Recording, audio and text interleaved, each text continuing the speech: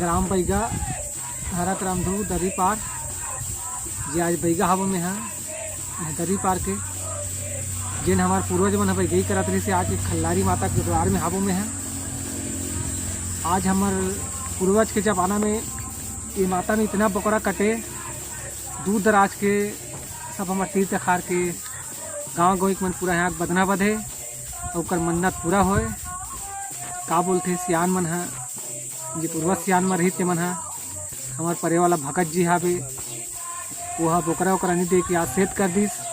आज हमन हा खल्लारी माता में नरियल फोड़थन और प्रसाद वितरण करथन और जौन इच्छा अनुसार ये माता के कोई यह रथे इच्छा शक्ति तो हमार खल्लारी माता पूरा करथे।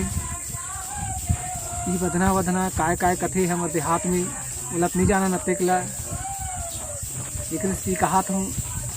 आज हमारी खल्लारी माता सुनसान है नहीं तो अब के ज़माना में इतना भीड़ रहती सी यहाँ कि हमारे बैठे जगह नहीं रहती।